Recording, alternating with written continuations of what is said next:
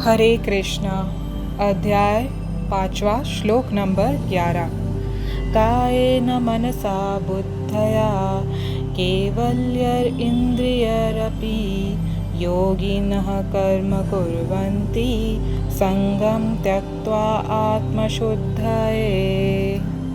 इसका अर्थ, योगी जन आसक्ति रहित होकर शरीर, मन, बुद्धि तथा इंद्रियों के द्वारा भी केवल शुद्धि के लिए कर्म करते हैं।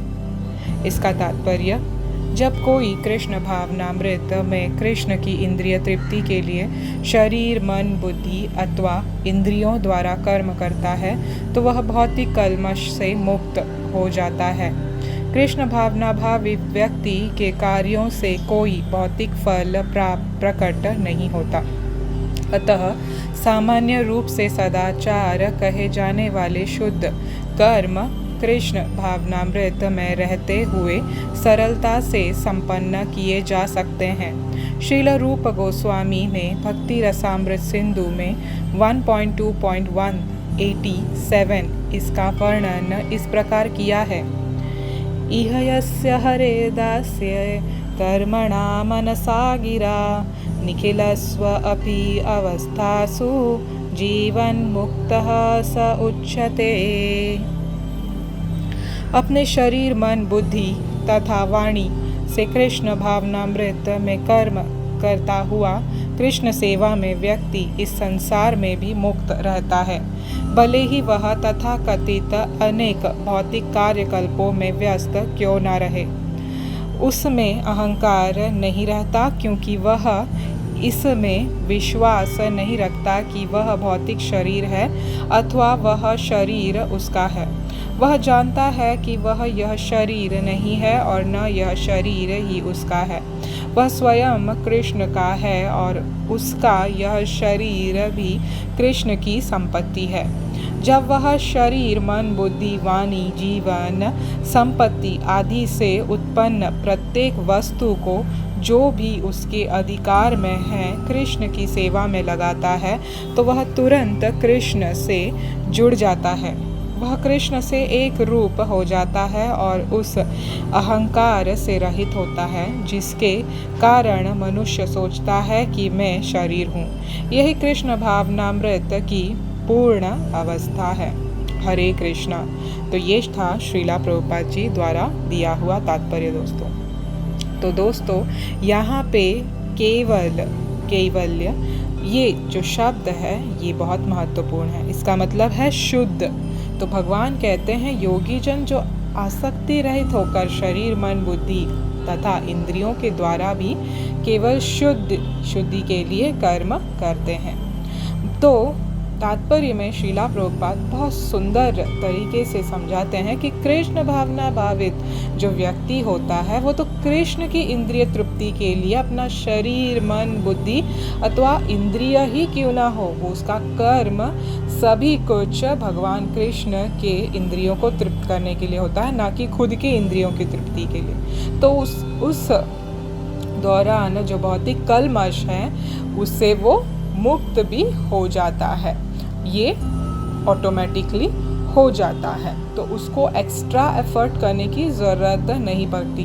जो भौतिक फल प्रकट होते हैं दूसरे कार्यों के इससे, वो कृष्ण भावना भावित व्यक्ति के कार्यों में प्रकट नहीं होते, ऐसे प्रभुपाद हमें समझाते हैं।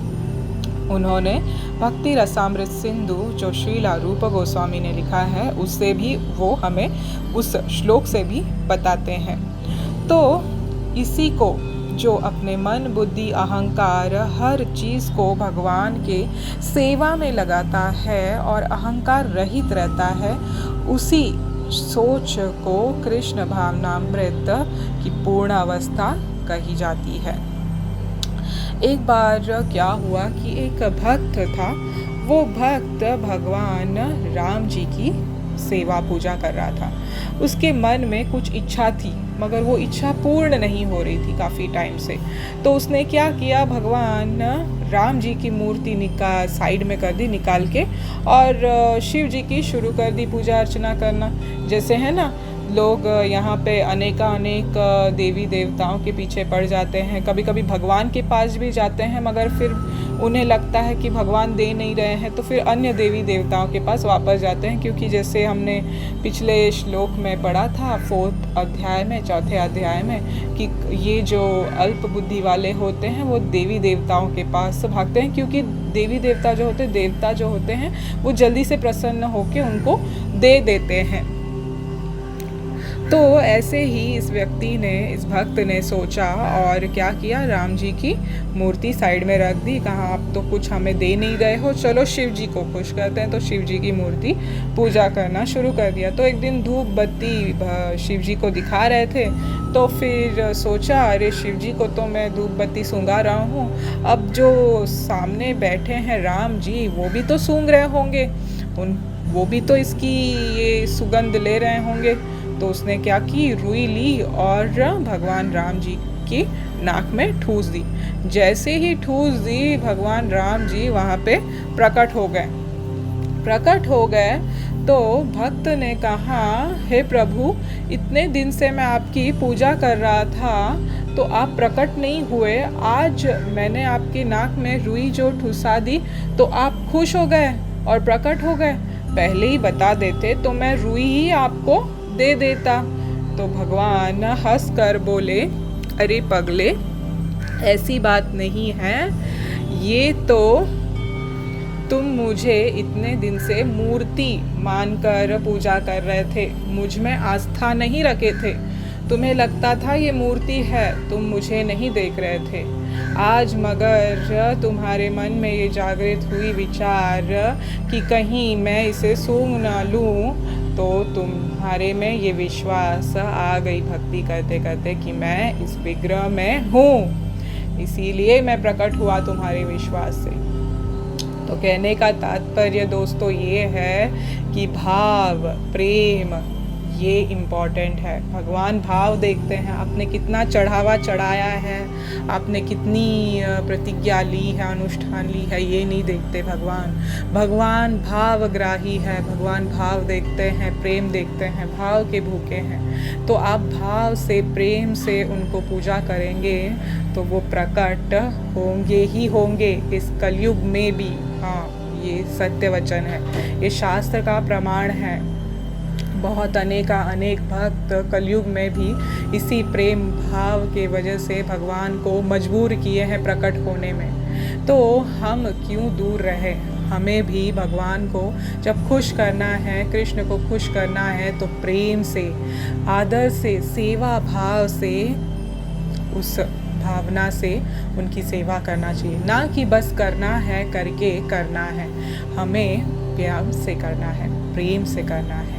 ये भाव हमारा होना चाहिए हर सेवा में। जो भी हम अर्पित करते हैं उसे प्रेम सहित करेंगे तो हमें शीघ्र भगवान की प्राप्ति होगी। और भगवान की प्राप्ति माने हर चीज़ की प्राप्ति। तो ये छोटे मोटे राशन जो लेके हम जाते हैं भगवान के पास, चढ़ जाते हैं कि हमें ये चाहिए, वो चाहिए, give me daily bread and butter, ये मुझे चाहिए, ऐसा होना चाहिए, वैसा होना चाहिए।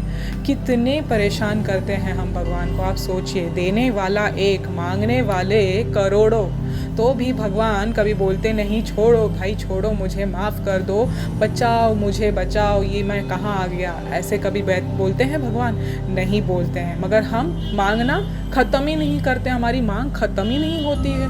और तो भी एकाध कुछ ना मिले तो भगवान को कोसने लगते हैं कि अरे ये मुझे नहीं मिला, वो मुझे नहीं मिला, तुम कैसे भगवान हो, ये हो, वो हो।